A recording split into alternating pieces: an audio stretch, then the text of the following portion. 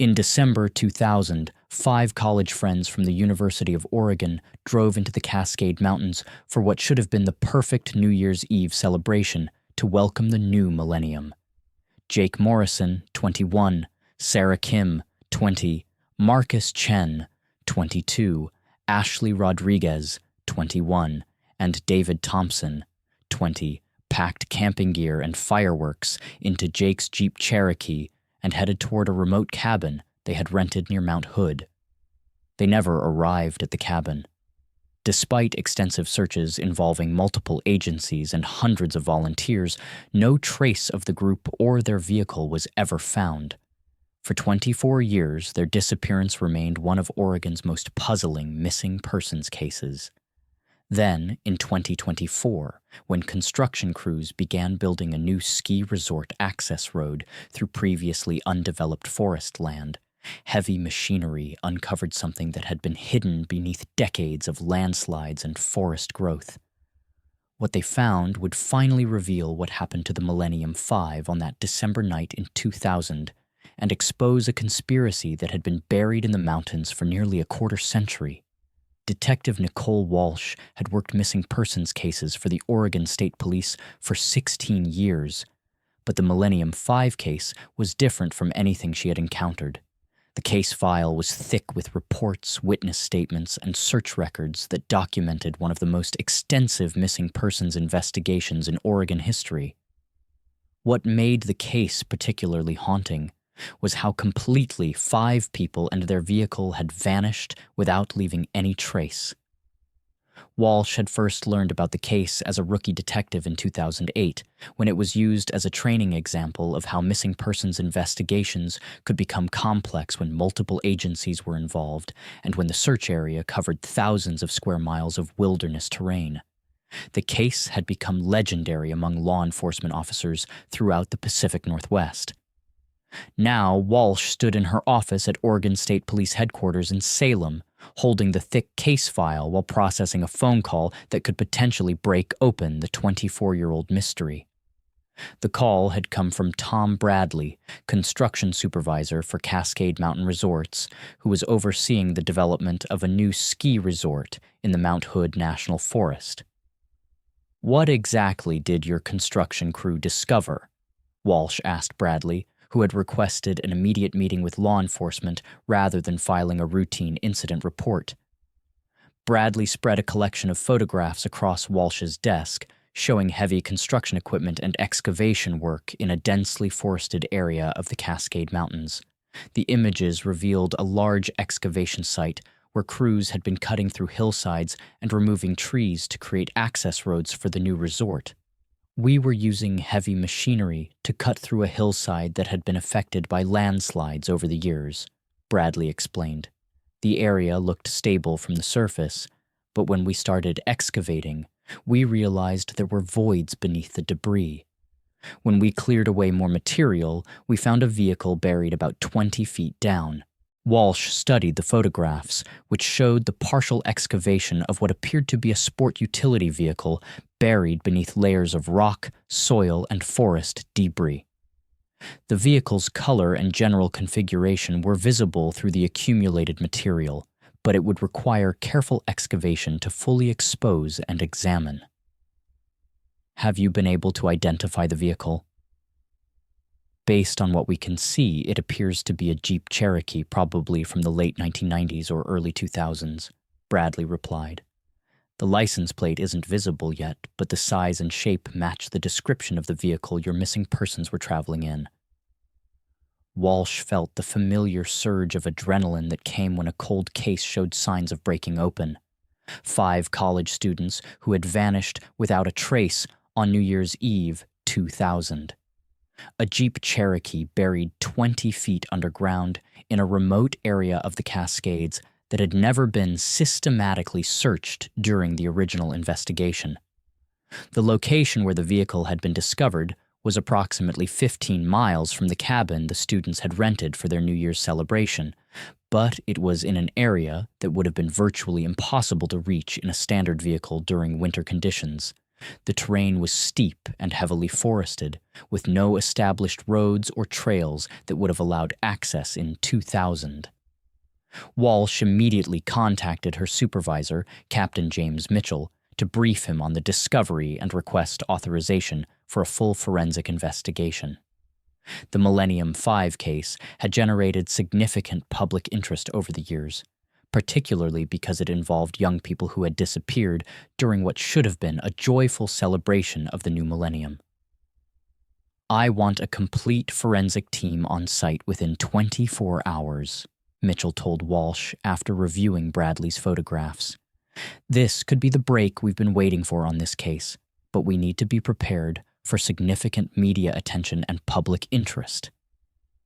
The drive from Salem to the construction site took Walsh through scenic mountain highways that wound through the Cascade Range, one of Oregon's most beautiful and challenging geographical features. The mountains were covered with snow in late November 2024, creating the same kind of winter conditions that the missing students would have encountered during their December 2000 trip.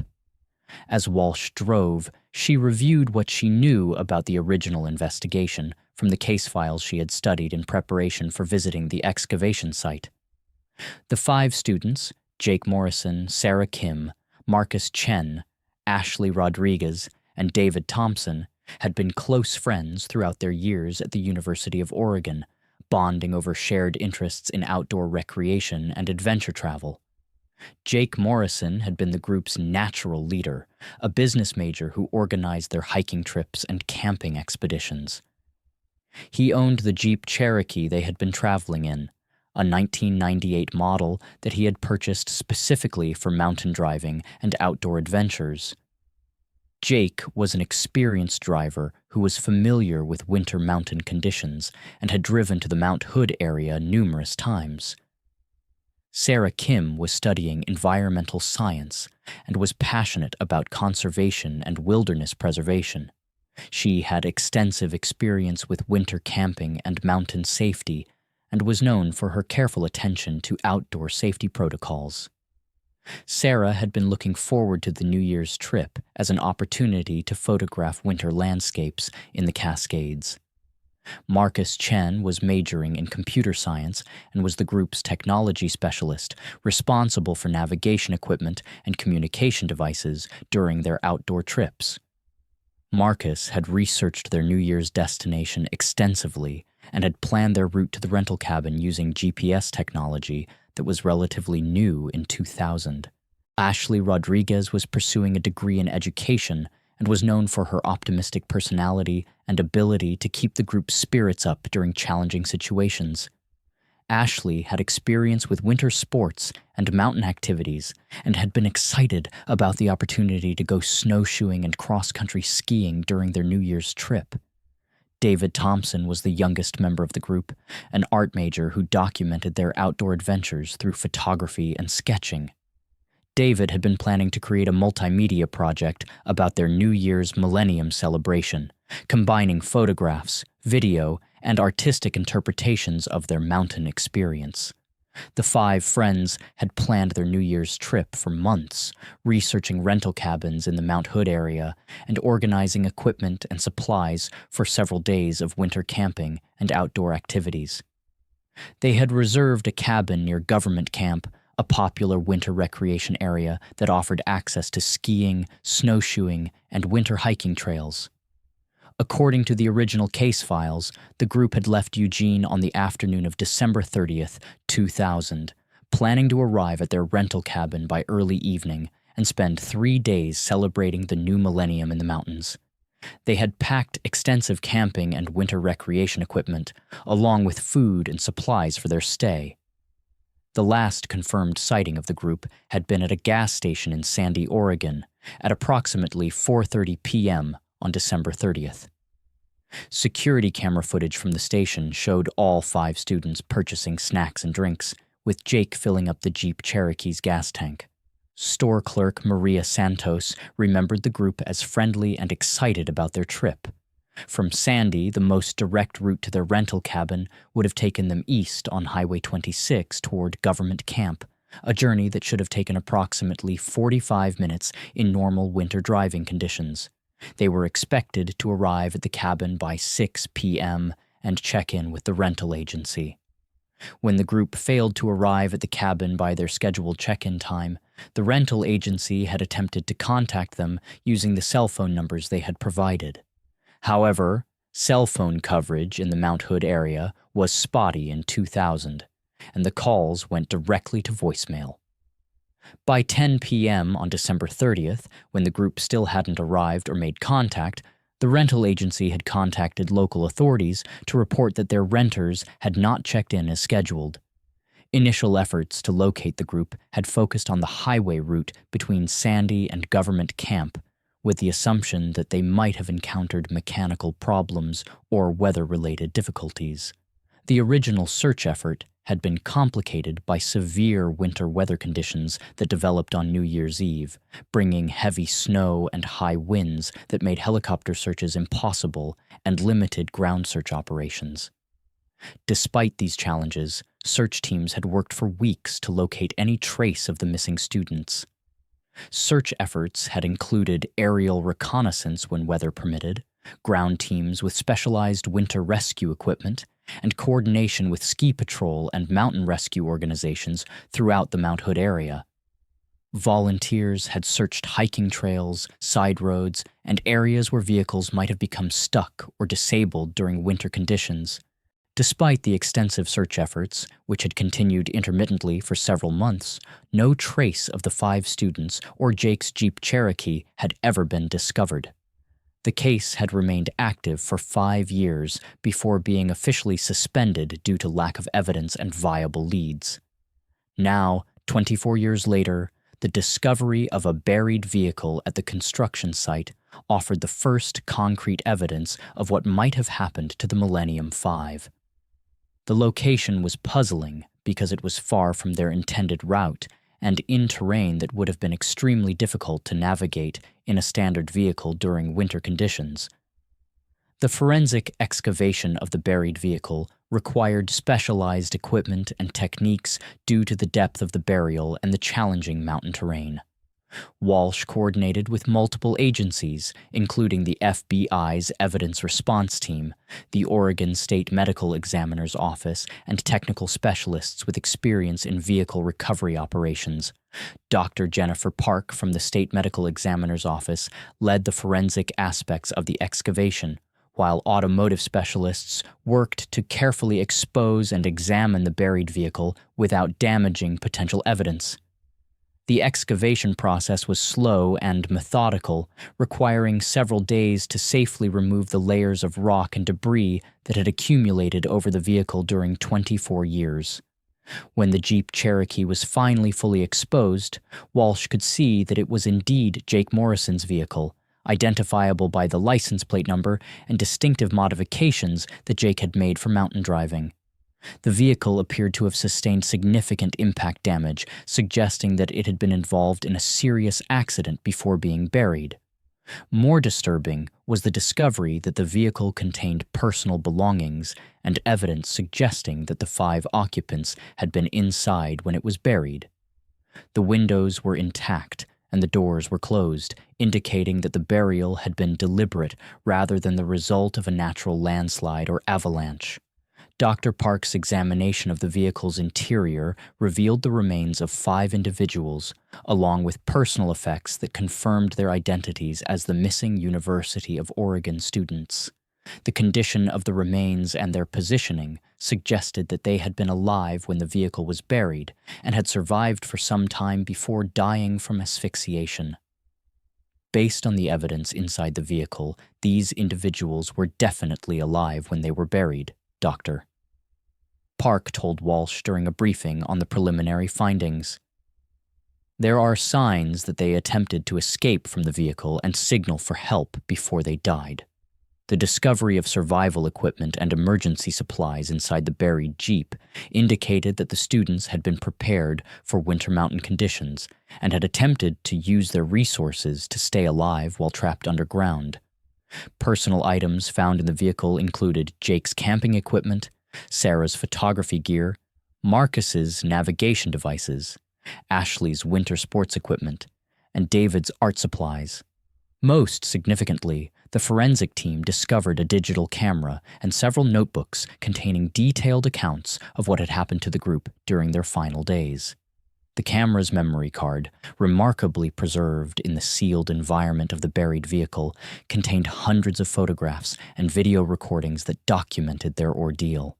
The photographs and video recordings revealed a horrifying story of the students' abduction and imprisonment.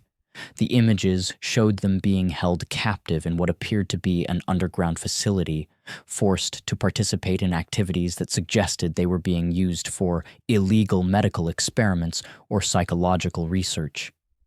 Jake Morrison had managed to keep a detailed written record of their captivity, documenting the conditions they were held in and the treatment they received from their captors.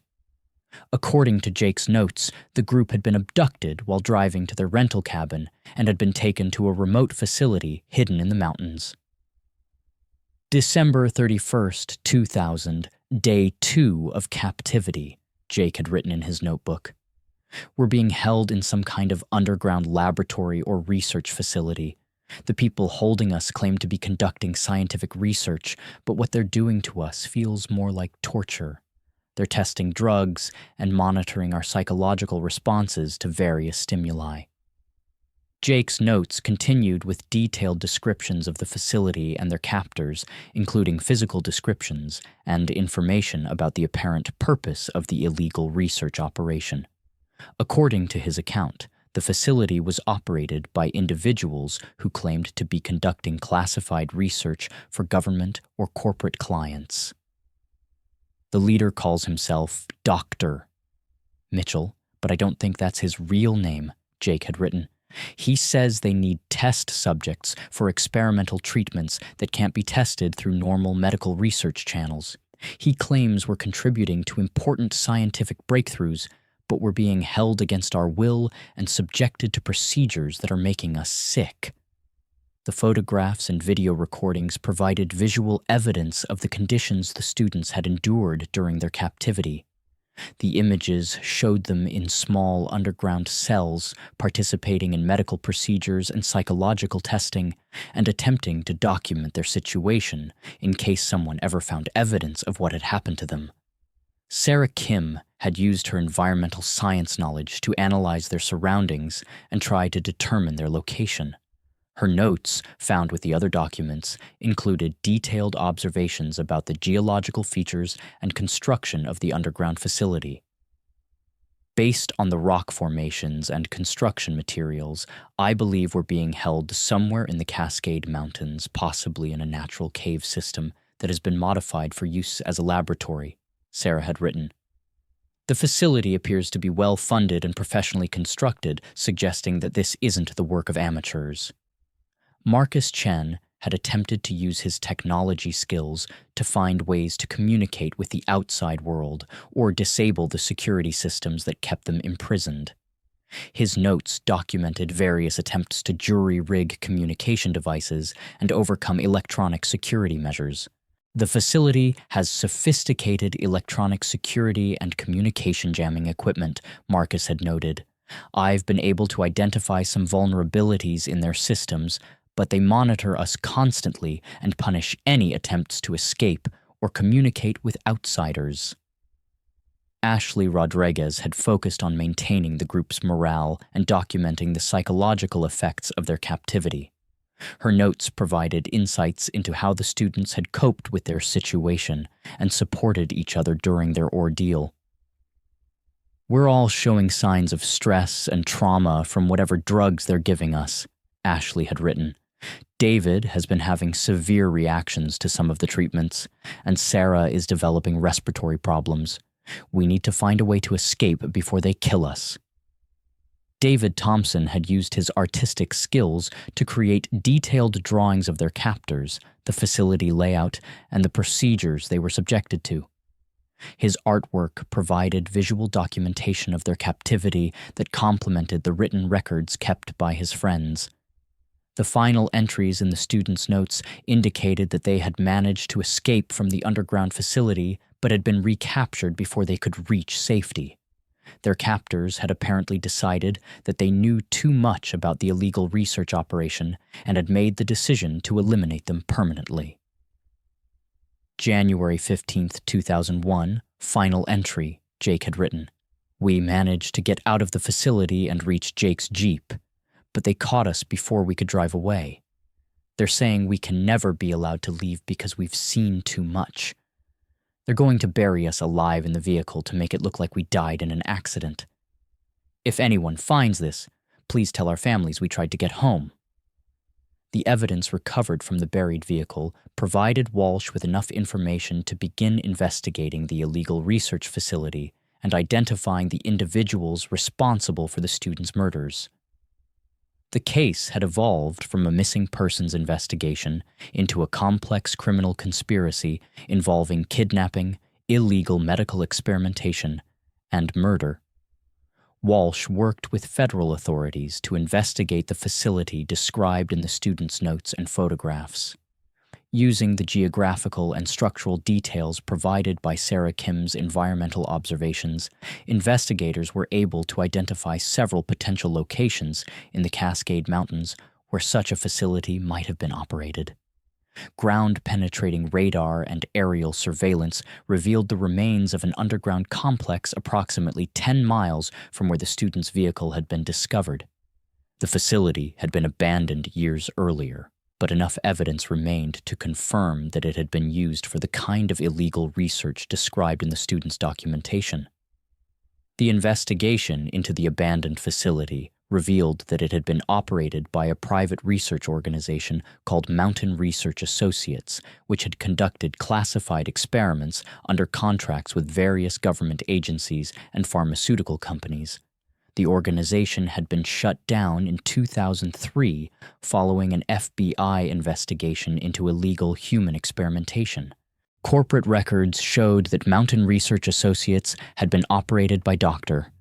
Richard Mitchell, a former military researcher who had been involved in various classified medical research projects during the 1990s. Mitchell had recruited other researchers and support personnel to conduct experiments that violated medical ethics and federal laws governing human subjects research. The facility had been designed to conduct research on unwilling subjects who were abducted from remote areas and held captive while being subjected to experimental treatments. The research had focused on developing interrogation techniques, testing experimental drugs, and studying psychological responses to extreme stress and isolation. Mitchell and his associates had specifically targeted groups of young people who were traveling in remote areas, believing that their disappearances would be attributed to accidents or getting lost in wilderness areas. The Millennium Five had been one of several groups that had been abducted and used as test subjects during the facility's operation. Federal investigators identified additional missing persons cases from the late 1990s and early 2000s that appeared to be connected to Mitchell's organization. Several other groups of hikers, campers, and outdoor enthusiasts had disappeared in remote areas throughout the Pacific Northwest during the period when the facility was operational. The investigation revealed that Mitchell had died in 2018, but several of his associates were still alive and could be prosecuted for their roles in the kidnapping and murder of the University of Oregon students. Federal prosecutors filed charges against 4 former Mountain Research Associates employees for conspiracy, kidnapping, and murder. The trial of Mitchell's associates attracted national attention as details of the illegal research operation were revealed. The evidence recovered from the students' buried vehicle provided compelling testimony about the conditions they had endured and the illegal activities that had led to their deaths. The families of the Millennium Five finally received answers about what had happened to their loved ones after 24 years of uncertainty. The revelation that their children had been murdered while being used as test subjects in illegal medical experiments was devastating, but it also provided the closure they had been seeking for over 2 decades. For 24 years, we wondered if Jake was still alive somewhere, if maybe he had amnesia or was being held captive, said Patricia Morrison, Jake's mother. Learning the truth is heartbreaking, but it's better than not knowing.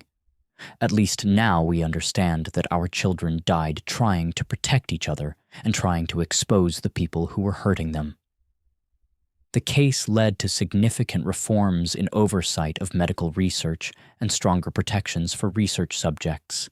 Congressional investigations revealed systematic problems with government oversight of classified research projects and led to new legislation strengthening ethical requirements for human subjects research. The Millennium Five were buried together in a memorial service that attracted hundreds of mourners, including classmates from the University of Oregon who had spent decades wondering what had happened to their friends. The service celebrated their lives and their courage in documenting the illegal activities that had led to their deaths.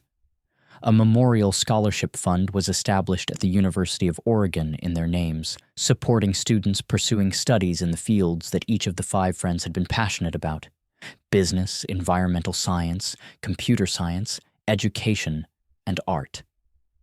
The construction site where their vehicle had been discovered was converted into a memorial park dedicated to missing persons and victims of human trafficking and illegal research. The park included educational exhibits about the importance of ethical research standards and the ongoing efforts to protect vulnerable populations from exploitation. Walsh concluded her investigation with the satisfaction of having finally solved one of Oregon's most puzzling missing persons cases and having provided justice for 5 young people who had been murdered while trying to celebrate the beginning of a new millennium. Their story became a reminder of the importance of maintaining ethical standards in scientific research and protecting individuals from those who would exploit them for illegal purposes. The mountains that had hidden the truth about their fate for 24 years had finally revealed their secrets, and the Millennium Five had finally been able to tell their story and expose the conspiracy that had cost them their lives. Their courage in documenting their ordeal had ultimately led to justice and helped prevent similar tragedies from occurring in the future. Retry 'em.